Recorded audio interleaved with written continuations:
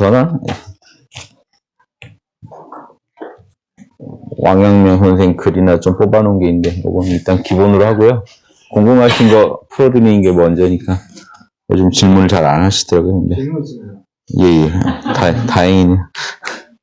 잠시만요. 양심대로 산다 할 때요. 예. 양심대로 살면은 양보를 해야 되고 또 내가 손해를 보게 된다. 궁극적으로 잘 못 살게 된다. 이런 측면을 생각 안 할 수가 없는데 좀 답을 그런 생각들이 먼저 나는 게 참 안타깝죠. 지금 이 현실에서 양심이라는 그런 개념으로 접근하지 마시고 욕심을 성취시키세요. 욕심을 하시되 양심대로 안 하면요 반드시 피해자가 나오고 손해보는 사람이 나와요. 손해보는 사람 덜 나오게 일을 처리하시라는, 내가 손해보라는 게 아니고.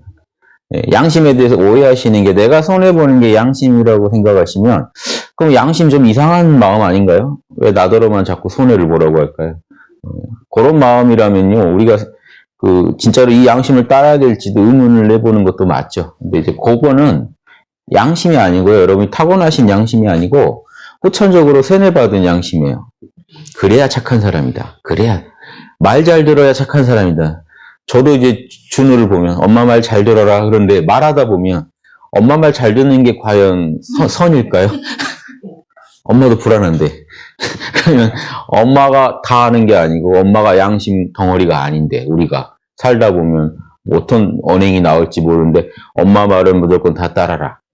그 말하고 싶은 건 아니잖아요. 그런데 뭔가 이제 엄마를 배려하라는 건데 엄마를 배려해서 살아라. 요 말 바로 못 알아들을 것 같으니까 우리가 사람들한테 일단 좀 따라라. 이렇게 말이 이렇게 과하게 나간단 말이에요.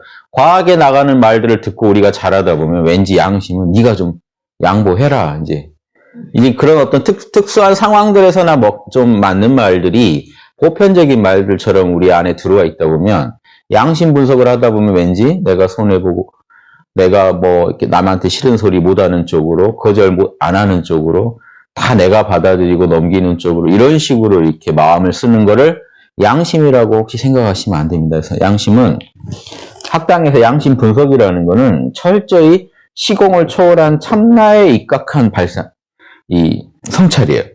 참나에 입각한 발상으로 우리의 생각, 감정, 오감을 검토해 보자는 거예요. 진짜 자명한지. 여러분이 남한테 어떤 희생하고 싶은 마음이 들어도 진짜로 그게 측은지심, 남을 진짜로 나로 여기는 측은한 마음에서 나온 생각인지, 수호지심, 혹시 누군가한테 부당한 피해, 심지어 나까지도 포함됩니다. 똑같아요. 내가 부당한 피해를 입어도 안 돼요. 지금 우주에서 손해보는 사람, 피해자가 나온 거잖아요. 내 선택으로 인해. 그게 나여도 안 됩니다. 이해되시죠? 그럼 여러분은 분명히 우주에서 누군가 울리는 결정을 하신 거예요. 그게 꼭 나여야 된다. 나만 손해보면 된다. 이게 양심이다. 이게 아니에요. 손해보는 사람을 줄이라는 거예요. 왜냐? 우리는 누군가가 손해를 보는 게 싫은 마음이 있단 말이에요. 그게 양심입니다. 누군가가 아파하고 있으면 같이 공감해주고 싶은 마음이 있단 말이에요. 내 일처럼 느끼고 싶은 마음이 있고 누군가가 부당한 피해 입는 게 싫어요. 심지어 나조차도. 그래서 내가 뭔가 피해를 입었을 때 욕심에서 내가 손해봤다는 거를 그것에 분노하는 마음도 있지만 그건 욕심이라고 합니다. 그런데 양심이라는 건요. 이게 정의롭지 못한 어떤 나에게 온 부당한 피해였다는 거죠. 거기에 공분하는 건 양심입니다. 지금 여러분이 누군가한테 피해를 입었을 때 두 가지가 다 작동해요. 내가 손해 입었다는 것 자체를 슬퍼하는 양심, 거기에 화가 나는 욕심하고 이건 옳지 않아라고 느끼는 감각이 있어요. 그건 양심입니다. 여기 함께 발동하니까 잘 모르시는 거예요. 함께 발동하다 보니까 이게 양심인지 욕심인지 잘 구분이 안 되시는 건데 구분을 해보시라는 거예요. 내가 손해봐서 화가 나는 거는 욕심입니다. 분명히. 다만 그게 옳지 않은 일이기 때문에 부당한 일이기 때문에 화가 나는 건 양심입니다. 여러분이 손해를 입으셨더라도. 그러니까 이게 다 똑같아요. 그리고 밖으로 이 참나가 나와 남을 둘러보지 않는 자리다 보니까 그리고 또 남을 배려하는 자리다 보니까 당연히 남에게 대해서 어떤 양보의 마음이 발동합니다. 이 정도의 양보랑 우리가 생각하는 너가 손해봐의 양보랑은 달라요. 여기서 양보는 남하고 조화를 이루라는 겁니까? 너만 사는 세상 아니니까 남하고 조화를 이루라는 정도지 손해보라는 얘기는 아닙니다. 그게 부당한 피해일 때는 당연히 양심이 분노해야 맞아요. 분노 안 하시는 분이 양심이 뭔가 잘못된 거예요. 손해를 입었는데 여러분이 부당한 손해를 입었는데 수용하고 그냥 넘어가기로 했다. 예. 그게요, 그냥 여러분이 귀찮아서 이걸 따지고 들기 싫어서 이걸로 인해 더 큰 손해를 볼까봐 그냥 참으시는 거라면 그냥 그건 욕심적 판단이잖아요. 욕심적 판단만 하고 사시는 그 삶에 양심적 판단을 집어넣으면요, 훨씬 여러분 삶이 건강해지고 여러분도 손해보는 짓 안 하십니다. 오히려. 손해보는 짓 하겠어요. 이 양심 판단에 의거해서. 더더구나 나가서 시비 판단. 이게 내가 하는 일이 진짜로 옳은 일인지 그른 일인지 진실에 기반한 일인지 거짓에 기반한 일인지 따져보는 시비 판단까지도 양심에서 요구한단 말이에요. 너 진짜 자명해? 너가 생각하는 그 주장 근거 있는 거야? 난 양심이 손해보는 거라고 생각합니다. 그 근거가 뭐야? 거기에 대해서 참나 차원부터 명확한 다시 입장 정리를 하셔야 돼요. 양심은 이런 것 같다. 이게 공부예요. 이제 시작하신 거라고 생각하세요. 살아오시면서 양심과 욕심을 많이 경험하셨겠지만 본격적인 연구는 지금 시작하는 거예요. 인류가 수없이 살아왔고 수없이 절벽에서 뛰어내리고 죽고 높은 데서 떨어져 죽고 했지만 중력의 법칙 찾아낸 건 최근이죠. 마찬가지예요. 수없이 우리는 욕심과 양심으로 힘들어하면서 살아왔지만 이번 생을 통해 양심에 대해 정확히 이제 이해하시는 거는 지금이라고 생각하시고, 과거에도 혹시 있으셨더라도 일단 지금 새롭게 연구한다고 생각하시고 새로운 각오로 덤벼보세요. 그래서 선명하게 이해하시는 게 중요해요. 그래서 그랬구나 이런 식으로 과거의 내 삶의 경험들이 이 잣대로 이제 분석이 돼야 돼요. 이런 분석이 먼저입니다. 그래서 절대 손해보고 싶지 않으시면 손해 입는 행동 하지 마세요. 그게 욕심인지 양심인지도 지금 분석이 안 되는 상황에서 여러분이 일방적으로 혹시 그런 고정관념 때문에 양심적인 척 하고 계시다 그러면 그거는 가짜니까 그러지 마시고, 손해 입은 게 싫으면 싸우셔야 되고 어떤 식으로든 꼼수라도 부려서 상대방이 나한테 손해 못 끼치게 막아야 돼요. 왜냐? 내가 부당한 손해를 입는 순간 욕심에서 손해보는 거 차치하고요, 양심 차원에서 여러분의 그런 언행으로 인해 여러분이 피해자가 되고 상대방을 가해자로 만드는 행위를 하셨기 때문에 둘 다 손해를 보는 게 돼요. 나중에 그 사람도 죗값 치러야 되고 여러분도 이제 당한 거 어떻게든 또 보상받아야 되는 그런 상황에 처해진 거잖아요. 이런 상황을 안 만드는 게 양심입니다. 미리 분석하면 알아요. 남한테 피해 주기 전에도 미리 분석하고, 혹시 피해를 입으신 것 같으면 빨리 분석하세요. 여기 지금 단지 내가 억울해서 이러는 건지 이게 부당한 일이기 때문에 내가 이렇게 화가 나는 건지 분석을 다 해놔야 상대방한테 따지더라도 이건 내 욕심 때문에 그런 거니까 이건 내가 욕심 접겠다. 다만 이 부분은 부당한 일이라고 내가 느껴서 화내는 거니까 여기에 대해서는 시정 조치해달라. 이러면요, 안 풀릴 문제도 풀립니다. 실제로. 이렇게 여러분이 선명하게 요구하면요, 상대방도 무조건 반발하기 힘들어져요. 그런데 여러분이 막연하게 분노하면 그건 네 욕심이야 라고 칠 수도 있어요. 여러분이 오히려 양심적인 사람이 되려고 노력한다는 걸 그쪽도 알면요, 그것까지 악용할 수도 있습니다. 양심 따지는 사람이 왜 그래? 그래서 학당에서 지금 양심이 답이다 스티커 나눠드렸죠? 차에 선뜻 못 붙이시겠죠? 붙이고 나면 요거 손해볼 것 같거든요. 왜냐, 이제 손해만이 아니라 이런 거예요. 내가 이제 운전 함부로 했다가 이제 양심이랑 같이 싸잡아서 양심한다는 사람은 왜 그럽니까? 이러면 괜히 한 번 더 맞거든요. 의문의 패가 막 더 늘어요. 손해보는 일이 생길 수 있기 때문에 좀 조심스러운 부분이죠. 그런 것처럼 양심이다 하면 또 상대방은 그걸 악용하려고 덤빌 수도 있단 말이에요, 실제로. 내가 양심을 주장하면 오히려 상대방은 그걸 빌미로 더 부당한 요구를 해올지도 모른다. 그러니까 이런 것까지도 잘 생각하시면서, 그래서 그런 양심 아니라 나는 그런 양심 추구하지 않는다. 내가 믿는 양심은 그런 거 아니다 하고 당당하게 얘기하실 수 있는 그런 양심을 지금부터 하나씩 연구해 가시는 느낌으로 공부하시면 좋겠어요. 절대 손해보는 결정 아닙니다. 나도 좋고 남도 좋은 결정을 하는 겁니다, 양심. 그게 좀 손해로 보인다는 거는 욕심 눈에는 저거 다 먹으면 좋을 텐데 왜 조금만 먹고 가족한테 나눠주지, 이런 느낌의 손해예요. 그건 손해가 아니잖아요, 우리 생각에.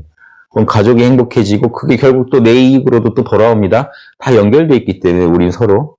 그래서 서로 연결돼 있기 때문에 돌고 도는 가운데서 내가 계속해서 나도 좋고 남도 좋은 결정을 내리면 나중에 모두가 좋아짐으로써 나한테도 그 혜택이 돌아온다. 여기까지도 생각하실 수 있는 그런 양심적 결정을 하시면 좋겠어요. 그 이상에요. 가끔은요. 내가 내 목숨을 던져야 될 때도 있어요. 그럴 때는요. 그거 감당할 수 있는 양심이 하시면 되는 거지. 여러분이 갑자기 이제 나는 홍익학당을 다녔으니까 이제 큰일 났다. 지하철에 이제 누구 쓰러져 있으면 뛰어내려야 된다. 왜냐 나는 홍익학당을 배지까지 하나 걸었기 때문에 진짜 큰일 났다. 이렇게 생각하시면 안 된다. 절대 그러지 마세요. 본인이 감당할 수 있는 선에서만 하세요. 여러분 성인이 아닙니다. 성인도 어떻게 행동하실지 몰라요. 그런 일 딱 닥쳤는데 성인도 딴 데 보고 계실 수도 있는 거잖아요. 왜냐? 성인은 내가 이건 감당할 일이 아니다라고 판단을 더 빨리 내려요. 성인들은. 여러분이 성인들을 이해 못해요. 실제로 만나면 잘. 그래서 당대 예수님, 공자님 다 인정받았나요? 성인이라고? 알아보는 사람한테만 보이지 일반인 눈에는요. 저 사람이나 나나 별 차이 없어 보일 수도 있어요. 보니까 밤에 저 사람도 무단횡단하고 나도 무단횡단하고. 성인 입장에서도 성인도 아무도 안 보면 무단횡단 할 수도 있죠. 성인도.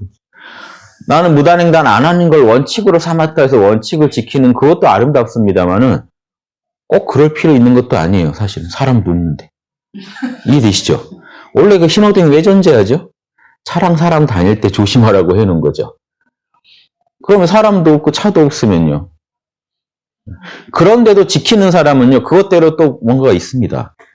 나는 평소에 계속 이걸 일관되게 지키고 지키는 게 크게 손해보는 거 아닌가. 그리고 내가 일관되게 지키면 내가 언제 어디서라도 이런 질서를 잘 지킬 수 있는 힘이 생기지 않나. 그것대로 전 존중한다는 겁니다. 성인도 그럴 수 있어요. 그분은 그분대로 존중한다. 하지만 난 좀 건너야겠다 할 수도 있는 거예요. 더 급박한 사정이 있다. 그 사정하고 이 사정하고 비교해 봤을 때 요거 고집할 일이 아니다.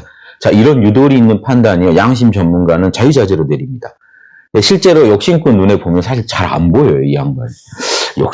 나랑 똑같이 욕심꾼인 것 같기도 하고 어떨 때 보면 또 아닌 것 같고 오히려 고수가 되면요. 더 잘 안 보여요. 사실. 근데 양심 공부하는 사람 눈에는 이제 보이죠. 자기가 공부하는 그 앞에서 걸어가고 계신 모습을 보면 이렇게 판단하고 이렇게 하시고 계시구나. 근데 그 무슨 속으로 판단하는지 모르는 사람 눈에는 왔다 갔다 하는 사람으로 보일 수도 있다는 거예요. 이런 것까지도 한번 넓게 생각해 보시면 성인 코스프레를 단순히 하시는 걸로는 안 돼요. 여러분 속 쓰려서 못 사세요. 그럼 양심이 답이다 뺐지 딱 지키고 나갔더니 바로 어떤 분이 와서 한 푼만 도와주십시오 해서 손을 그냥 넣었는데 딱 지폐가 한 장밖에 없어요. 살짝 봤더니 이게 신사임당이 있어요. 어떡하실 겁니까? 살짝 나왔는데 이거 다시 넣자니 내가 홍익학당 배지까지 걸었니. 빨리 넣고 그냥 가세요. 주기 싫으면. 괜히 이제 그 체면 때문에 주고 가는 내내 속쓰리고 다음에는 꼭 지폐를 바꿔서 다녀야겠다. 이런 식으로 이야기가 흘러가면 뭔가 해놓고도 보살 같지 않고 이해되시죠? 그래도 또 몰라요. 다 보세요. 그럼에도 내 체면은 체면이고 이 사람 복인가 보다. 5만 원 오늘 개탄 날인 줄 아쉬워하고 기분 좋게 주고 갈 수 있으면 줘도 돼요. 이러니까 이게 딱 이렇다는 말씀을 못 드린다고요. 그때 상황에서 더 모두에게 이로운 판단을 계속 해갈 뿐이지 양심은 꼭 이래야 됩니다. 이 말을 들으시면 안 돼요. 실제로.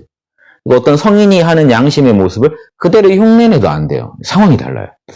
그 성인이 무슨 가치 판단으로 그렇게 했는지 어떤 양심 성찰로 그렇게 했는지 이해 못하시고 하시면요. 정말 이거는 이제 겉모습만 따라한 거지 속이 너무 달라요. 그래서 그 카르마의 결이 다릅니다. 겉이 같다고 이제 속이 같은 게 아니라 실제로 일으킨 업보의 결과물이 달라져요. 그 묘하죠. 우주는 겉만 보는 게 아니거든요. 속까지 보기 때문에 어떤 속으로 저걸 했는지까지 우주는 다 봐서 카르마의 과보를 매기기 때문에 여러분 정확하게. 그래서 이상하게 나는 선업을 엄청 짓고 다니는 것 같은데 별로 뭔가 내가 찜찜하다. 늘 뭔가 마음이 허하다. 그러면요. 내가 속에서부터 나오는 선을 하고 있는지 되게 고민해 보셔야 돼요. 그러려면 양심성찰밖에 답이 없습니다. 명상하시고 에고의 불안하고 조급한 마음으로 양심성찰하면요. 더 속이 복잡해져요. 마음을 한 5분이라도 몰라를 하고 푹 쉬시고 참나와 하나 되고 양심과 하나 된 상태에서 돌아보시면 잘 보입니다. 안 보였던 게 보여요. 내가 이상하게 이런 고정관념을 언제부턴가 갖게 된 것 같다. 이런 느낌들이 들어요. 왜 그러냐면 에고의 옷을 한번 벗었다 다시 에고 옷을 입으면요. 옷이 낯설어요. 근데 여러분은 이 안에서만 살고 계시죠. 겨울에 내복 오래 입다 보면 이제 내복이 내 몸이 되잖아요. 이걸 벗는다는 걸 상상을 못 합니다. 한번 벗고 나면 다시 입으면 이놈이 불편하게 느껴질 수 있는데 벗기 전에는요, 4살 같아요. 편견도요, 아직도 딱 4살 같아요. 나 같아요. 근데 언제 벗나요? 몰라 하면 벗어져요. 여러분, 몰라 하면요, 1초 몰라 하더라도 1초라도 벗었다 다시 입습니다. 다시 입으면 느낌이 달라요.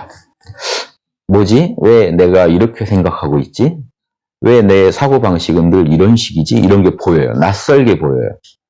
자기 에고를 낯설게 느끼는 게 아주 훌륭한 체험입니다. 그러면 자신을 반성할 수 있는 토대가 갖춰져요. 그때 자아 성찰을 하면 엄청난 지혜들이 나옵니다.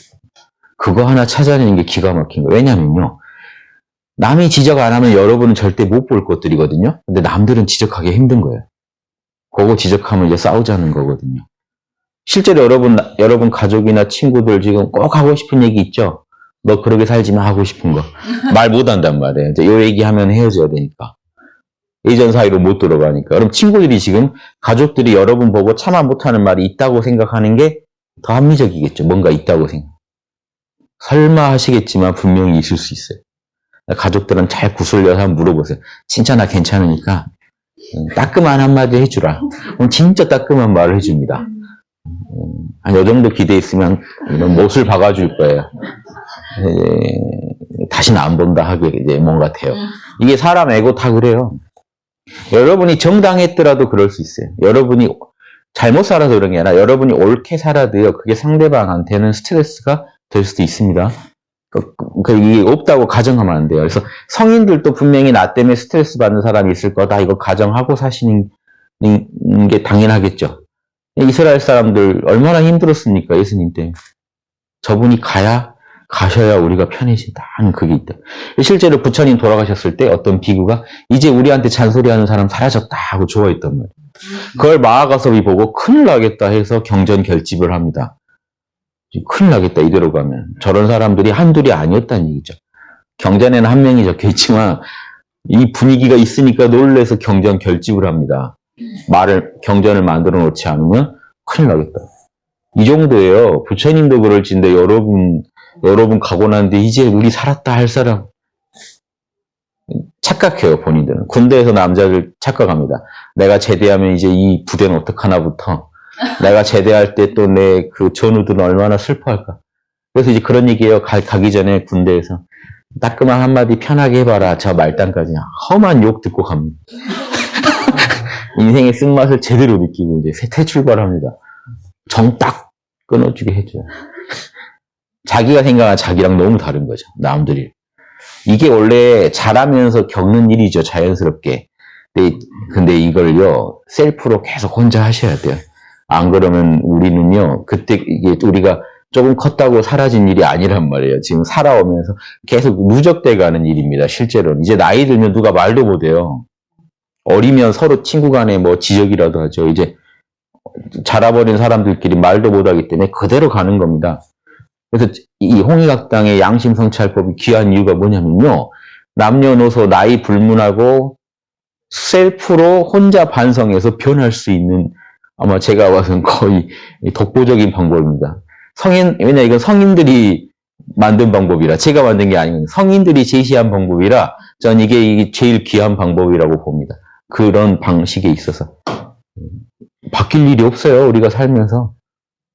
가족이 지적해도 여러분 바꾸실 거예요? 안 바꿀 거잖아요. 친구가 지적해도 안 바꿀 거잖아요.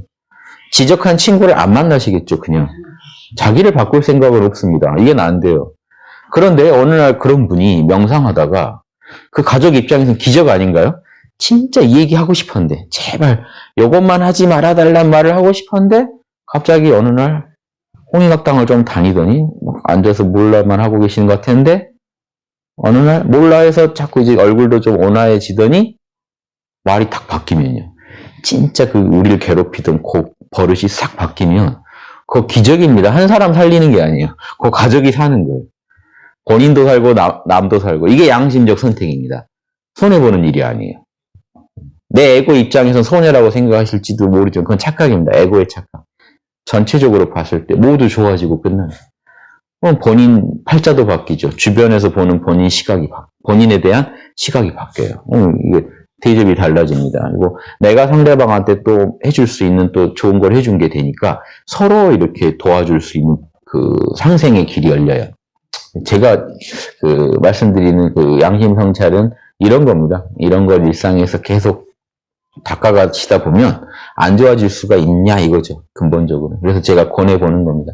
처음에 대본에는 안 되실 거예요. 그래서 제 얘기를 또 듣고 또 들으시고 또 해보고 시행착오예요. 하시다가 이거는 도저히 양심인지 욕심인지 잘 구분 안 된다 해서 큰일 날 거 아니면 한번 해보세요. 해보면 대본에 알아요. 결정하고 딱 하려고 할 때 이미 알 수도 있어요. 이건 아닌 것 같다. 이해되시죠? 근데 결정을 안 하고 계시면 몰라요. 그쵸? 그런 일도 있습니다. 어떤 일은요, 결정을 빨리 안 내리고 우리가 몰라만 하고 좀 더 있어 봐야 될 일도 있고요. 어떤 일은요, 어차피 지금 이 상황에선 데이터가 부족해서 더 나은 답이 나올 게 없을 것 같으면요. 그리고 데이터만 부족한 게 아니라 내 분석력이 더 나은 분석을 할 것 같지 않을 때 있잖아요. 그때는요, 그중 나아 보이는 거를요, 그리고 내 에고가 좋다고 하는 거 한번 해보세요. 해보면 바로 알아요. 다시는 이러지 말아야겠다 하는 생각이 딱 들면 그건 아니었던 거죠. 그걸 가지고요, 분석을 다시 하세요. 왜 그때는 그런 판단을 못 했는지. 아까는. 이렇게 하면서 실력이 느는 거지, 실수 없이, 실패 없이 절대 성공 없습니다. 성인들도 다 그러셨어요. 시행착오법으로 조금씩 나아지는 게 답입니다. 그러니까 제 선생님 좌우명이, 봉호 선생님 좌우명이, 거거거중지. 이 말이 뭐겠습니까? 한번 가보고, 거기서 또 헤매다가 또 한 번 더 가보고, 또 가보다 보면, 그러다 보면 알게 돼요. 거중지가 아니라고요. 거중지. 해보고, 이게 시행착오입니다. 해보고, 또 피드백을 빨리 또 해봐야 돼요. 이게 이렇게 가도 좋은지, 한번, 그래도 괜찮은 것 같으면 또 그쪽을 한번 더 가보고, 또 고민한 뒤에, 성찰한 뒤에 또 가보고, 이런 식으로 계속 가다 보면 자기도 모르게 조금씩 자명한 진리가 알아진다는 거죠. 이거밖에 없다고 그러셨어요. 돛 닦는 건 이거밖에 없다고. 거거거중지밖에. 그러니까 한 방에 진리를 알고 싶으신 분들은요, 그거는 판타지 세계에서나 가능한 거니까, 이 방법으로 알아내시는 게 맞습니다. 한 방에 알아냈다는 분들도 그 삶을 들어보면 다 이걸 이러고 있었어요. 이러고 하다가 마지막 거에서 한 방에 주치를 알아내. 그때까지 고생한 건 얘기를 안 해요. 이런 거 있잖아. 나 로또 해가지고 몇 억 당첨됐어. 근데 로또 사는데 한 몇 더 썼을 수도 있어요. 그동안 로또에 투자한 돈이 더 많을 수도 있다. 그 얘기는 하고 싶지 않잖아요, 사람이. 딱 하나 샀더니 됐어. 근데 그 집안 식구들한테 물어보니까 아이고 갖다 바친 돈이 얼마인데 지금 그거 가지고 얘기하면 이럴 수도 있단 말이에요. 그러니까 이 투자한 거를 이게 잊어버리시려는 분들이 있어요. 그 투자가 그 결과를 만들어낸 겁니다. 그래서 학당은요, 한 방의 어떤 성공을 기대하지 않아요. 저희들 처음에 기대했어요. 못 모를 때는 야 이거 학당 열면 사람들 갑자기 막 넘치면 어떡하지? 근데 절대 그런 일이 없더라고요. 이 정도 아파트 얻죠? 이게 넘치면 어떡하지? 그러면 신기하게 요만큼 맞춰서 오세요. 이런 거죠. 지금 오시는 분들이 넘쳐요. 이제 더 오실 것 같아요. 그럼 공간을 넓혀보잖아요. 그러면 기존 분들이 안 오세요. 신기하게 고만고만. 이게요, 신기하게 뭔가 우리 역량에 맞게 오십니다. 신기하죠? 그럼 답은 뭐예요? 역량을 키우는 수밖에. 계속해서 우리 실력을 키우면서 이쪽 분야에 강한 의지를 드러내고 끝없이 투자하는 겁니다. 목표는 분명히 세워야 돼요. 우리는 홍익학당을 통해 전 세계의 양심을 가르쳐서 문명 전체를 업그레이드 시키겠다. 이게 사명입니다. 이 사명을 구현하기 위해서 홍익학당을 어떻게 키워나가겠다. 이런 비전도 있고요. 그럼 우리 학당의 핵심적인 가치는 뭡니까? 양심을 가지고 하겠다. 양심 개발법이 있다. 이건 전 세계에 알릴 만한 수준이 된다. 이러면요, 사업을 해도 이 정도 있으면 할 수 있는 거죠. 이 작업을요, 우리는 단박에 효과를 내겠다는 게 아니라 계속 버티면서 우리는 이 분야로 계속 투자해 갈 거다는 거죠. 계속 공을 쌓아버릴 거다. 우주가, 쟤네들 진짜 안쓰러워서라도 뭘 하나 해줘야겠다 하고 쉽게 만드는 게 우리 목표입니다. 제가 항상 주장하는 게 육바라밀을 통해 우주를 설득하자. 우주가 진짜 쟤네들은 육바라밀을 하고 있고 또 하겠구나 싶게요. 우주한테 보여줘야 돼요. 온몸으로. 생각도 육바라밀로, 좋아하는 것도 육바라밀, 즐기는 것도 육바라밀, 드라마를 봐도 거기서 육바라밀을 좋아하고, 만화책을 봐도 거기서 육바라밀을 다큐를 봐도 거기서 육바라밀의 재료를 뽑아내고, 인간관계를 맺어서 거기서 육바라밀의 재료로 활용하고, 매사에 이렇게 살아가면 우주가 볼 때 이 사람을 진짜 카르마를 끝없이 짓고 있는데 여기다 과보를 안 줄 수 있을까요?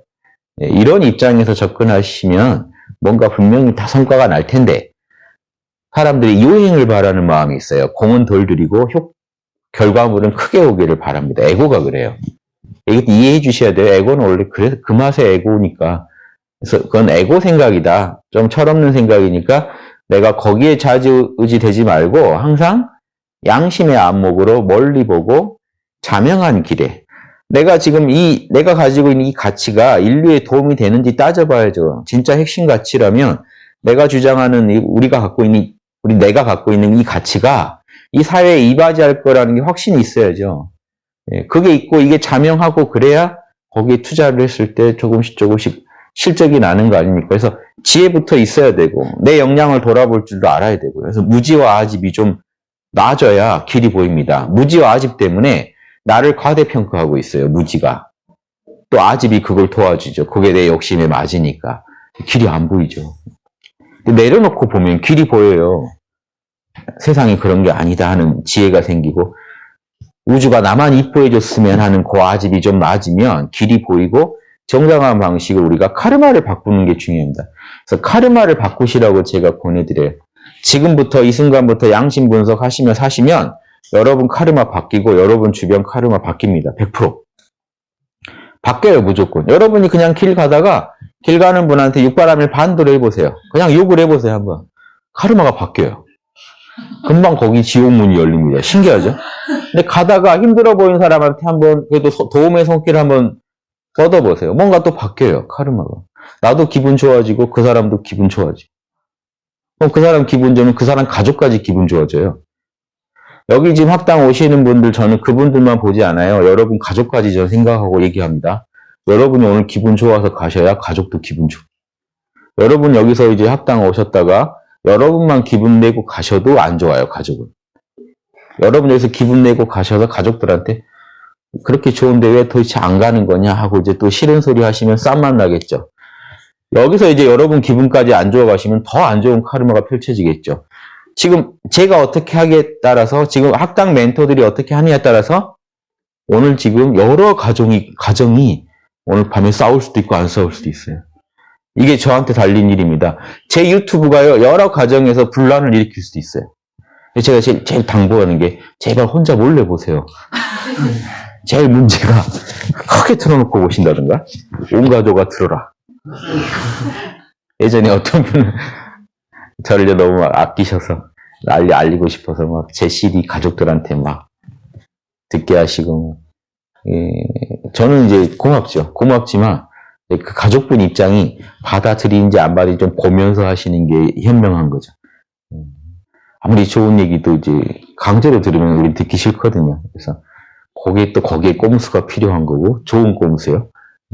이러게 저러게 지금 우리가 이렇게 얘기하고 여기서 명상하고 지금 이렇게 우리가 떠들고 지혜를 가지고 이렇게 연마하고 그럼 요거 반야바람을 기르는 거죠. 여러분 명상하실 때 선정바람을 기르셨죠. 제 얘기 들으면서 이렇게 판단하시는 건 반야바람이고 그 판단 중에 괜찮은 거 있으면 오늘 이건 내가 접수하겠다는 바람일이 인욕바람일입니다. 접수. 요 정보 괜찮네. 요 말 괜찮네. 내가 바로 수용하겠다. 그게 인욕바람입니다. 내가 받아들이겠다. 예. 그리고 양심 포기하고 싶어도 제 얘기 듣고 한 번 더 분발하시는 게 힘내시는 게 정진바람입니다.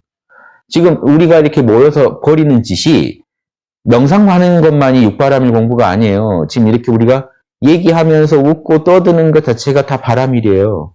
그러면 여기서 이걸 익히신다면요. 집에 가서 함부로 하실 수 있겠어요? 집에 가서도 육바람일 해야 될 거 아닙니까? 가족 눈치도 좀 보는 게 보시바람일이고 가족 말도 좀 들어서 가족도 좋고 나도 좋은 어떤 그런 결론을 내야 그게 또 보시바람일이고 그런 판단은 반야바람일이고 가족이 너 마음에 안 드는 게 있대요. 그러면 좀 수용해 주세요. 너가 그러면 안 되지. 이렇게 나가지 마시고. 예. 내가 이렇게 밖에서 고생하다 왔는데 너가 나한테 그러면 안 되지. 이렇게 하면 안 되지가 아니라, 우리는 남 생각 그렇게 하고 사나요? 아니잖아요. 남 그렇게 힘들 거 생각 안 해보잖아요. 그러니까 그건 여러분 입장이고 상대방 입장을 일단 경청하시고 상대방은 기분이 그랬구나 하고 수용해 주시는 게 인욕바람이. 진실인 경우에 그냥 수용하세요. 거짓으로 그러는 거 아니면 수용하세요. 진실이면 수용하시고 진리면 수용하시고 접수를 하시라는 거죠. 그래서 판단을 또 다시 해보고 이러면서 조금씩 좋은 삶의 길을 찾아가는 게 육바라밀 닦는 거고, 육바라밀이라는 건 저는 카르마 경영이에요. 그대로 같은 말이에요, 저한테는. 그래서 여러분 배지에 마스터 오브 카르마라고 써 있습니다.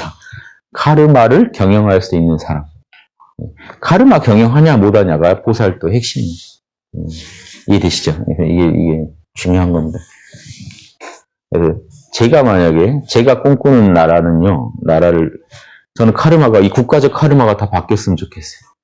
거기에 우리가 뭔가 일조할 수 있으면 얼마든지 일조할 거고, 어떤 그런 우리 학당이 지향하고 제가 지향하는 그런 정부는요, 지금 같은 정부 구조로는요, 국민들을 위한 헌신적인 그게 안 돼요. 진짜 민주주의가 안 나와요. 그래서 저는 원론으로 돌아가라요. 그러면 제도만 막 뜯어고치면 되나요? 그게 아니라, 원론으로 돌아가 보세요. 우리나라의 카르마를 바꾸려면요, 민주주의가 이루어져야 된다. 여기에 이견이 있는 분은 없을 겁니다. 임금이 마음대로 휘두르면 될 거다고 생각하는 분은 없을 거예요. 그런데 민주주의 하시려면요, 제도는 다양할지언정, 내각제건 대통령 다양할지언정 핵심이 있어요. 지금 정치인들이나 국회의원들 있죠. 그분들이 국민의 의사를 대변할 수 있는 사람이어야 돼요. 그게 민주주의 기본 원칙입니다. 제가 정한 게 아니고. 그게 뭔 말입니까? 국민의 이익을 자기의 이익으로 아는 사람을 국회의원이나 정치인으로 뽑아야 된다는 얘기죠. 그러면 민주주의가 이루어져요. 왜냐? 그분들은 자기 의견을 가지고 나라에서 내세우는 게 아니라 국민의 이익을 대변할 테니까. 그러면 그런 사람들이 모여서 하는 정치를 민주주의라고 하는 겁니다. 그런데 지금 여러분, 일단 국회의원들만 봤을 때 우리의 이익을 진심으로 측은하게 여기면서 우리에게 부당한 피해를 안 주려고 노력하면서 국민에게 무례하지 않게 굴면서 국민한테 항상 자명한 얘기만 하나요? 이런 분 몇이나 될까요? 이런 분 몇 가지고 있느냐가 그 나라 민주주의 딱 수준입니다. 이런 분 몇 가지고. 제가 볼 때 국회의원은요, 나라보살이에요, 나라보살. 여러분 지금 여기서 수사, 정사 이렇게 올라가죠? 국회의원은 국사예요, 국가선비, 나라선비예요. 국사를 몇이나 제대로 된 국사를 몇이나 가지고 있죠, 우리나라. 여러분이 볼 때 저분은 진짜 선비고 보살이지 하는 국회의원 몇 있는지 우리나라에. 그게 우리나라 딱 수준이에요. 선진국 가면 많이 있어요. 제가 봐도 저런 분은 보살이다 하는 분들이요, 국회의원에 많이 있어요. 많이 있을수록 선진국입니다. 그분들은요, 월급 덜 받고도 비서 안 쓰고 본인이 자전거 타고 뛰어다니면서 민생 연구하고 좋은 법안 만들려고 잠도 쪽잠 자면서 합니다. 그분은 보살이에요. 그쵸? 학당에서 그분 보살이에요. 그래서 그분은 좋은 카르마를 만들어내고 있어요, 지금. 나라의 운명까지도 바꿀 카르마를 만들어내고 있어요, 보살이에요. 우리나라의 국회의원이 다 보살이 되면 어떨까요? 한 300~400명 되는 분이 싹 보살이에요. 모여서 양심 분석으로 국회에서 회의를 해요. 자명하지 않은 소리를 안 하고. 보세요. 국회의원의 자질입니다. 최소 자질. 국회라는 나라의 회의를 할 때는 최소 자질이 2개가 필요해요. 양심 분석을 미리 해서 자명한 얘기만 하려고 해야 되고요. 육바라밀에 맞게 다른 사람 말이 내 적의 말일지라도 내 라이벌의 말일지라도 맞으면 수용할 수 있는 인욕바라밀이 있어야 돼. 그렇죠? 수용할 수 있고 그거를 반야바라밀로 올바른 거를 주장할 수 있고, 이 2개 갖춘 사람들이 모여서 회의를 하면 그분들이 형식적으로 모여서 억지로 앉아서 회의할까요? 아니면 팔 걷어붙이고 오늘 좋은 결론 날 때까지는 집에 안 간다 하고 회의할까요? 그런 분들이 열심히 회의하고 있으면 아마 여러분 도시락 싸서 국회 앞에 가서 서 계시고 싶을걸요? 이 양반들이 잠 안 자고 우리 위해서 이렇게까지 좀 쉬었다 하라고 말하고 싶고. 지금 그런 말 안 나오죠? 쉬었다 하라는 말 안 나오죠? 일을 하는 건지도 궁금하고, 평소에 뭐 하고 있는지도 궁금하고, 자기 이익 취하고 있을 것 같고, 안 보이는 데서. 자, 이렇게 의심이 드는 이런, 진보니 보수니 문제가 아니에요, 이거는. 양심이 있냐 없냐의 문제고, 그래서 제가 꿈꾸는 이 정부는요, 그런 정치 이 시스템은, 국회의원들을요, 제가 생각하면 들어보세요. 마음대로 얘기할 거니까. 제가 어제도 얘기했던 것 같은데, 절에 그런 출가제도가 부러울 때가 있었다고. 왜냐면, 이분들은 그냥 중생구제하겠다고 출가한 양반들이 절에 그득해요. 부럽지 않나요? 제가 볼 때. 그분들이 다 보살이면, 우리나라 지금 출가하신 분들이 다 보살이면, 제가 볼 땐 세계의 중생구제도 가능합니다. 그 정도 분들이 학당의 정사급들, 즉 1급 이상의 보살들이시면 전 세계에도 구제할 수 있어요. 제가 볼 때는 그 정도 쓰면. 이해되시죠? 근데 만약에요. 그런데 저희는 이런 출가 제도를 지향하는 게 아니잖아요. 새 속에서 도닥자는 거 아닙니까? 새 속에서 육바람일 잘하자. 그러면 새 속에서 육바람일 잘하는 보살들이 여러분 전업으로 하실 수 있으면 출가하신 분들 이상으로 나 밥 먹고 나서 바로 출근해서 하루 종일 나란 일만 연구하고 나란 일에서 육바람일 찍는 거를 업으로 하고 싶다. 이런 사람도 나와야 되는 거 아닙니까? 그게 출가로 이어질 필요는 없는 거죠. 출가는 벌써 구시대의 제도고 지금 제가 볼 때는 성속을 가르지 말고 이런 보살업에 전업으로 뛰고 싶다는 분들 나와야 되지 않나요? 학당이 다 월급 드릴 수도 없잖아요. 그래서 제가 생각한 해결책입니다. 국회의원을 보살로 아예 딱 정해서 나라에서 월급 주라는 거예요. 그럼 여러분 이제 어떤 아이는 어려서부터 난 커서 국회의원이 꿈이에요. 그래서 그럼 그걸 국회의원이 되기 위해서 뭐 할 거냐? 홍익학당 다녀야죠. 정사 따야 되니까. 홍익학당 정사 정도 실력이 돼야 그러면 이제 나라 보살, 나라 선비 될 수 있는 거 아닙니까? 홍익학당 정사 중에 심사 보고 신상 다 털어보고 진짜 깨끗하게 산 사람이면 국회의원을 국사라고 해서 줘버리는 거죠. 뭐 지금 국회의원처럼 월급을 많이 주고 특권을 줄 필요가 없겠죠. 적당히만 줘도 열심히 할 겁니다. 왜냐? 아니 나라에서 월급 받으면서 보살도 전업할 수 있는데 이거는 최고죠. 이해되시죠? 출가할 필요가 없죠. 여기 더 환경이 좋은데. 중생들이 널렸는데 그 널린 중생들 그 민생 속에 들어가서 연구하고 법안 만들어 올리고 모여서 회의하고 그 일만 전업으로 하는 그런 존재가 위대한 존재들인 거예요. 국회의원이 원래. 국사라고요. 조선시대에 국회가 없었죠. 그 역할을 누가 했을까요? 선비들이 했어요. 선비들이요. 뭔 일 생기면 목숨 걸고 법안도 제출해보고 상소도 해서 목숨 걸고 임금한테 건의합니다. 이런 법 만들어라. 이 법은 안 된다. 재밌죠? 그래서 율곡이 뭐라고 하냐면 선비들은 나라의 원기다. 우리가 몸이 이제 체력 딸리면 원기 부족 그러죠. 나라에 쓸만한 선비가 없어지면 그 나라는 원기가 부족한 상태. 면역력이 떨어져 있는 상태. 그럴 때 나라 망합니다. 그러니까 나라에 국회의원을 국사라고 부르고 나라에 든든한 국회의원이 수가 그럼 더 많아도 좋죠. 월급 많이 안 줘도 되니까 지금처럼.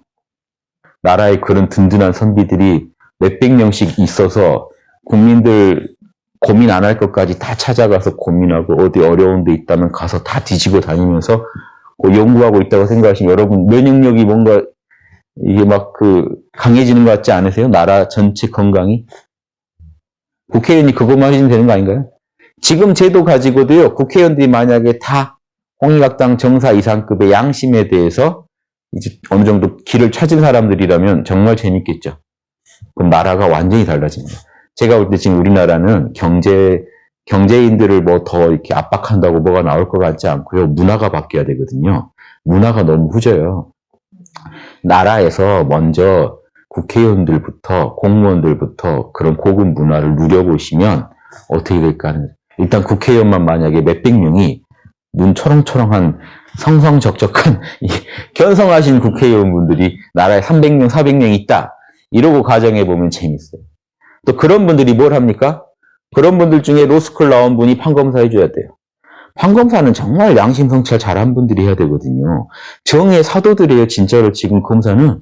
그런 자리입니다. 실제로. 그래서 여러분 검사니 국회의원이 판사니 그 자격 읽어보시면 요거는 한 몇지보살은 돼야 하겠구나 하는 그렇게 써 있어요. 그렇게. 저는 그 맛을 낼 수는 있다는 거죠. 홍익학당 1급 보살들 이상이 거기 가 있으면 유사한 맛을 냅니다. 가끔 이상한 짓도 하겠지만 양심 성찰하고 반성할 줄은 알 거예요. 뭐가 나은지 아세요? 양심 아는 사람은? 너 지금 양심 안 찔리냐 하면요. 부끄러워할 줄라도 알아요. 근데 지금 정치는요. 양심 안 찔리냐? 당당하다라고 할 겁니다. 이게 차이예요. 부끄러워할 줄 아는 사람을 뽑아놔야지 국민들이 뭐라고 했을 때 반성이라도 한다고요. 반성만 하면 되는 거 아닙니까? 사람이 실수할 수 있는 거니까. 저는 그것까지 생각해요. 왜냐 학당 1급 이상이라고 성인이 아닌데 실수를 안 할 리가 없잖아요. 실수했더라도 빨리 반성할 정도의 인재들을 올려놓자는 거죠. 그리고 국민들이 감시하면서 지켜보자는 거죠. 그래서 매년 재심사, 학당처럼 매년 정사를 재심사 받거든요.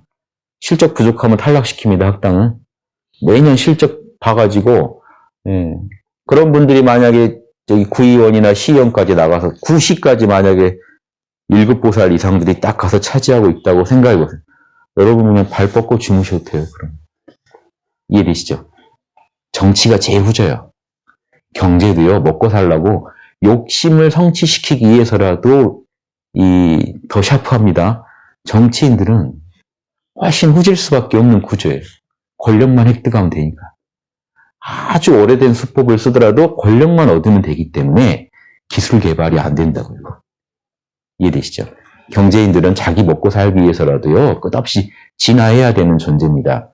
그러니까 제가 볼 때 제일 문제아들은 지금 정치고 정치인들이고, 우리나라의 다른 분야에서는 되게 스타들이 나와도 정치인에서는 믿을 만한 스타들이 잘 안 나오는 게 아주 구태의연한 방식으로도 살아남을 수 있는 구조가 돼 있다는, 제가 봐서는. 왜냐, 국민들이 그걸 또 심판하기에는 국민들이 너무 이미 그런 정치인들의 의도대로 4분 5열 찢어져 있어요. 국민들이 단합되는 게 제일 무서우실걸요, 정치인들. 다 같이 눈 부릅뜨고 보고 있으면 제일 무서울 텐데, 이번에 선거 조금 바뀌었다고 세상 바뀌는 거 보세요. 분위기가 바뀝니다. 국민들이 좀 더 지켜보는 것 같으면 조심한단 말이에요. 욕심꾼들은요, 아주 거기에 되게 예민해요. 국민들이 더 양심 분석해가면서 정치인 지켜보고 있다는 걸 정치인이 알게 느끼게 해줄 수만 있다면요, 지금 현 정치인들 데리고도 살맛나게 할 수 있고요. 더 원한다면 양심 성찰의 달인들이 나라 선비로 좀 들어갔으면 좋겠다. 그러고 나면요, 그분들이 판검사, 사법부 가서 판검사해주고, 그런 분들이 행정부 가서 장차관하고, 그런 분들이 국회의원 돼서 나라 일 결정하면, 제가 볼 때는 이게 제일 중요해요. 이거 안 되면요, 이거 안 될 거면 아까 같이 국민들이 압박해야 되는데, 국민들이 다 깨어나서 압박하길 기다리는 것보다 국회의원들 몇백 명이 양심할 줄 아는 사람 넣는 게 더 쉬울 것 같기도 해서, 지금 뭐가 더 쉬울지 어려울지 저도 모릅니다. 아무튼 이런 얘기도 해보고 저런 얘기도 해보는 거예요. 뭐라도 되라 하는 거죠. 뭐라도 되라. 거기에 이 홍익학당은 뭘 일조할 거냐? 국회의원들이 양심 지킴이들로 채워지게 어떻게든 도와야죠. 그걸 도와야 홍익학당도 살고 국민도 살고 나라도 살고 다 사니까 당연한 일입니다. 그거 되는 거 좀 보고 싶어요. 죽기 전에 이런 게 정치지 하는 거 한번 보고 싶어요.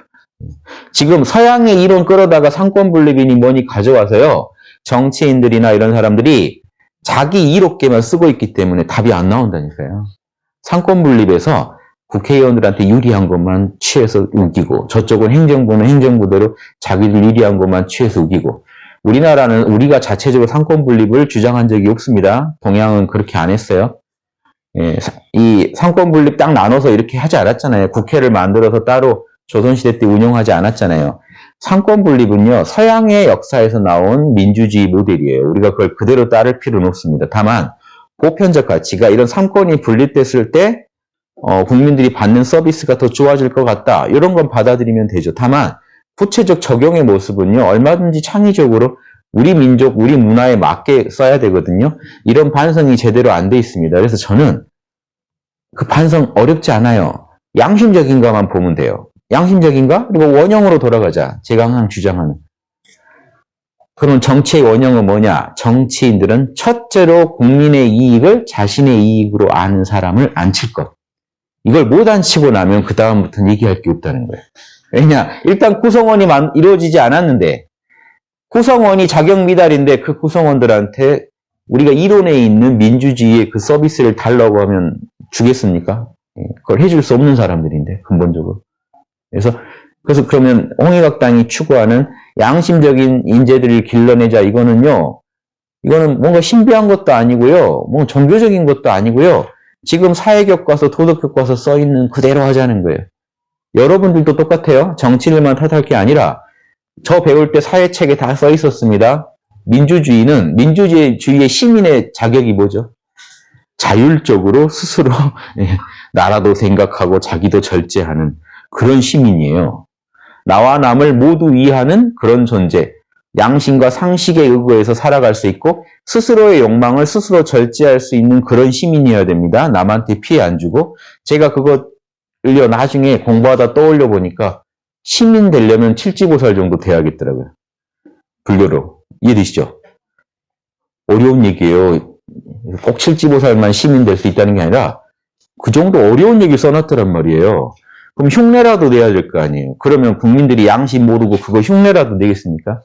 제가 봤을 때는 국민이고 정치인이고 앞으로 다 양심 전문가 되셔야 되고, 특히나 정치인들은 학당에서 말한 1급 이상, 즉 불경에 나오는 일주보살 이상의 정해상수 얻은 분들이 거기 가 있어야 뭔 일 터져도, 나란 일, 심각한 일 터져도 선정력으로 몰라 괜찮아 하면서 어떤 게 나와 국민을 모두 이해하는 최선의 결정일까 하고 그 양심 통찰해가지고 결론 내릴 거 아닙니까? 쉽죠? 이렇게 풀어가야지 문제가 풀립니다. 그래서 앞으로는 선거보다 더 좋은 제도가 있으면 또 찾아야죠. 꼭 지금 제도에만 얽매일 게 아니라 그 인재를 그 위에다가 올릴 방법을 온 국민이 연구해야 된다고 봐요. 지금 이렇게 막연히 선거만 하다 보면 여러분, 좀 근본적인 연구를 국민들이 해야 된다고 생각하는 이유가요. 지금 제도는 서양에서 들어온 걸 그냥 그대로 지금 이렇게 활용해 먹는 것밖에 안 돼요. 그게 아니라 근본적으로 우리 국민한테 맞는 건지부터, 우리 문화에 맞는지부터 검토해서요. 어떻게든 우리식으로 그 국회의원이 진짜로 국민의 이익 대변하는 사람이 그 자리 들어가게 만들 방법을 찾아내야 돼요. 이게 먼저입니다. 안 그러면요, 매년 이렇게 4년이나 5년마다 우리가 한 번씩 선거할 때마다 고민하고, 선거할 때만 고민하고 다시 사라지고, 국민들은 정치인들은 그때만 속일 수 있으면 되니까 하던 가락대로 계속 한다는. 몇십 년 묵은 그거 또 씁니다. 왜? 또 먹혀요. 또 쓰면 또 먹혀요.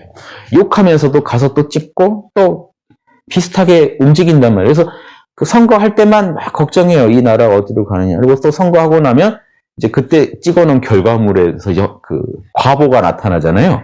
그 과보에서 허덕입니다. 다음 선거 때 되면 뾰족한 수가 있나요? 왜 없는지 제가 얘기 드렸죠. 왜? 근본적으로 우리가 양심적 인재를 길러낸 적도 없고 길러낸 적이 없으니까 그 중에 뽑아서 국회의원에 집어넣을 방법도 없어요. 요거를 찾아내지 못하면요, 우린 답이 안. 그러니까 종교 뭐 다 좋습니다만 저는 출가하실 생각이면요, 왜 출가하실 겁니까? 위대한 보살이 돼서 중생을 구제하려고요. 그러면 제 생각에는요, 출가하실 분 하시더라도 나는 그냥 민간 교육이 목표다. 그럼 출가하세요. 다만 진짜로 중생 구제하고 싶으시면, 중생의 삶까지 긍정적으로 바꿔주고 싶으시면요, 그 출가할 정신으로 국회의원을 목표로 해보세요. 국회의원이 보살자리입니다. 나라에서 월급 주는 보살이에요. 제가 볼 때 그 자리는. 판검사 나라에서 월급 주는 보살 자리예요. 보살이 거길 도전해야 돼요. 지금 출가하시면 안 돼요. 거길 도전해야지. 힘들어도 거기서 참고 인욕바라밀로 버티면서 거기서 육바라밀 해주시는 게, 그게 이생이 할 수 있는 최고의 보살도지. 산에 가서 다 앉아가지고 일단 좀 심심 편하니까 좋다 거기서 선정 즐기고 계시면, 거기서 그걸로 도와줄 수 있는 부분도 있지만 중생을 큰 보살 되고 싶으시면 거기 계시지 마시고 국회로 들어가세요. 일단. 그래서 나랏돈 받으면서 보살도를 하시면 좋겠어요. 이게 불가능한 얘기 같죠? 선진국 국회의원들은 제가 와서 다 보살들이에요. 보살들이 많아요, 거기는. 그런 사람도 있어요. 실제로 하고 있는 거예요. 우리식으로 하자는 거죠, 저는. 실제로 외국이 하고 있는 그걸 빨리 배워서라도 우리식으로 해보자는 거죠. 그러면 어떤 식으로든 그런 분들을 거기 집어넣지 못하면, 우리는 이 같은 얘기를 4년마다 5년마다 또 꺼내서 한 번씩 합니다. 그러면서 죽을 때까지 그런 날은 오지 않아요. 예전에 TV에서 이혜수 씨가 난 정치인들한테 기대 안 한다. 아예. 왜 그러냐. 60년간 봤는데 한 번도 뭐 양해 차는 거 본 적이 없.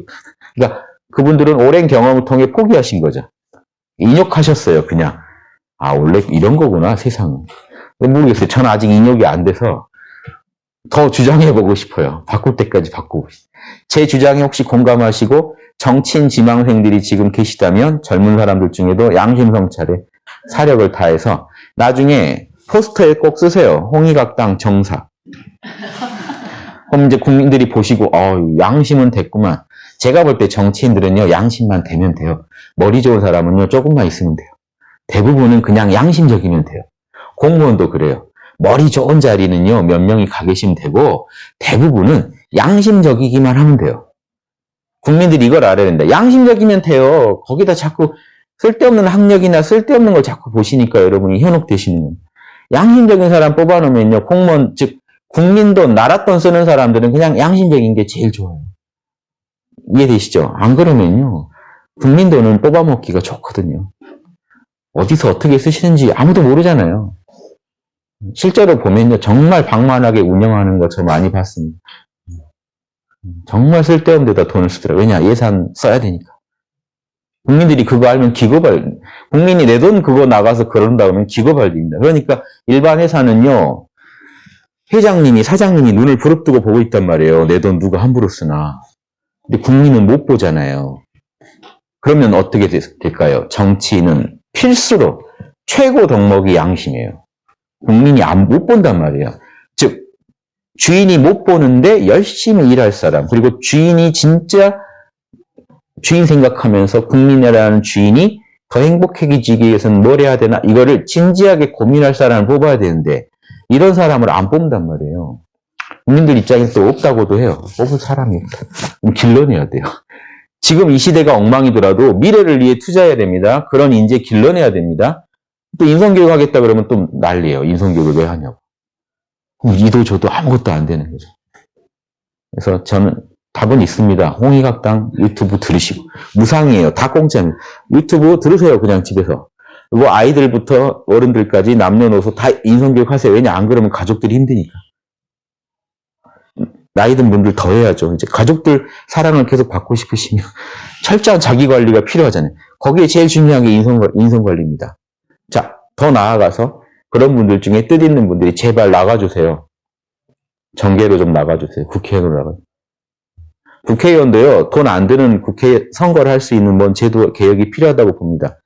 다만 자격 조건을 좀 둬서 더 인격되고 범죄 안 저지르고 이런 사람들을 올라갈 수 있게만 해주면 그렇게 해가지고 나가면 국민들도 뽑을 맛이 나죠. 오늘 이번에 누굴 뽑아볼까? 다 보니까 홍익학당 정사예요. 인격은 됐다는 얘기고. 그 중에 더 마음에 드는 사람 뽑으면 되잖아요. 그때는 상관없습니다. 기본 인격이 됐으면 내 마음에 드는 외모의 존재를 뽑고 싶을 왜냐하면 이제 이 중에 하나 고르는 거니까 내가 봤을 때 더 뭐 그 사람 삶이 더 와닿는 사람이 있으면 그 사람 뽑으면 되는 일단 선거에 어떤 기본 자격이 된 사람들이 나와주면요. 국민들이 편해져요. 뽑을 때도 부담 없습니다. 누굴 뽑아도 잘할 것 같으니까. 그럼 이왕이면 내 마음에 드는 사람 뽑는 그 개념으로 접근하시게 국민들 스트레스 안 받게 해주고 국민들은 그걸 원하지 않나요? 그쵸? 솔직히 집에 팜플렛 이 정도 오는데 생전 처음 본 사람들 팜플렛을 갑자기 막 읽으려면 다 거짓말 같기도 하고 다 현혹시키는 말 같기도 하고 국민들도 문제죠. 평소에 왜 그럼 안 알아봤냐 하실 수도 있지만 지금 우리가 한국 사회 안 살아본 거 아니잖아요. 살아보면 그게 쉽지 않다는 것도 아시죠. 그래서 이런 전반적인 문화 개혁이 저는 가능합니다. 홍익학당에서 유튜브 그냥 공짜로 들으시고 인성개발하시고 이 여러분이 그 배우신 그 법을 널리 알려서 가족한테도 알리고 주변에 알려서 우리나라에 그런 인재가 많아지게 만드시고 어떻게든 그것만 해도 보살돕니다. 그런 인재를요 어떻게든 윗자리에 나라 선비 자리에 가게 만들어 주기만 하면 국민들도 이제 해야 할 목은 다 한 거예요. 그러면 국민들한테 과보가 돌아옵니다. 요 정도 카르마 짓고 과보를 기다려야지 지금처럼 국민들이 선거 때 가서 찍는 거로 할 일 다 했다고 이것만 생각하셔도 안 돼.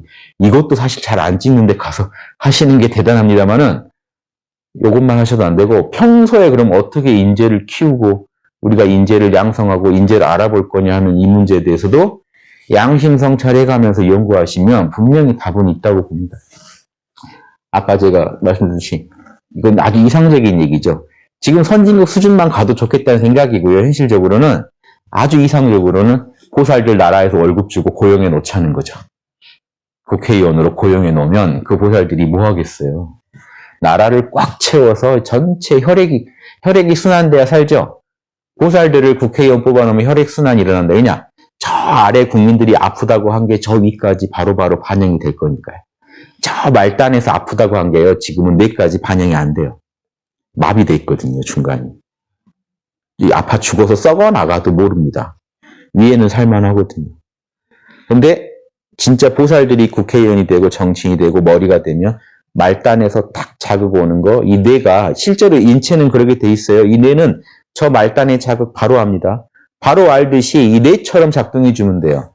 우리나라에 뇌가 돼가지고 저 사지 말단에서 오는 국민들의 아픔까지도 신속하게 느끼면서 여러분 손가락 끝에 나무 하나 끼워도 가만둡니까? 그날 밤 안 넘길걸요. 어떻게든 치료를 하실걸요. 그 심정으로 국회의원들이 정치인들이 움직여주면 자연을 배우면 다 살릴 수 있다는 게 제 생각입니다. 아주 그냥 이상적인 얘기 해봤습니다. 그냥 제가 막 지른 거니까 감안하시고 이런 얘기를요. 제가 때 되면 계속 드릴게요. 언제까지냐? 이 나라가 바뀔 때까지 저는 계속 할 겁니다. 저랑 같이 압력을 행사하실 분들을 모집합니다. 양심 지킴이들. 우리 양심 지키겠다. 선언하고 나부터 지킬 테니까 나라도 지켜라. 이 압박하는 운동이 51% 되면요. 우리나라에 기적들이 일어날 겁니다. 욕심꾼인 국회의원도 양심 코스프레 할 겁니다. 분명히 그때 되면. 살라고. 이러시죠. 욕심꾼 국회의원이 어느 날 소시오패스 국회의원이 양심 노트 끼고 다니는 거 보실 겁니다. 분명히. 그러면 일이 편해져요. 일이 수월해져요. 어려운 얘기 안 해도 돼요. 어렵게 시위 안 해도 돼요. 너 양심에 찔리지 않냐 한마디면 더 못 버텨요. 버티면 양심 없는 놈 되는데요. 여러분 여기서 양심 분석하는데 누군가가 그거 좀 찜찜하지 않아요 할 때 버티실 수 있어요? 양심 배우러 와서 버티실 수 있나요? 일단 경청해 보겠죠. 바뀝니다. 이렇게 태도 바꿀 수 있는 실질적인 어떤 수단을 국민들이 못 가지면요. 절대로 국회의원들이 국민 위해서 살아주지 않습니다. 에고는 원래 그런 물건이에요. 우리가 에고 처음 보는 거 아니잖아요. 여러분 욕심이 있듯이 그분들 욕심이 있고 당연한 겁니다. 그분들이 욕심을 다스릴 수 있게 압력을 누가 행사해야 되냐? 국민이 행사해줘야 된다는 게 제 생각입니다. 이해되시죠? 예, 여기까지 마치겠습니다. 예.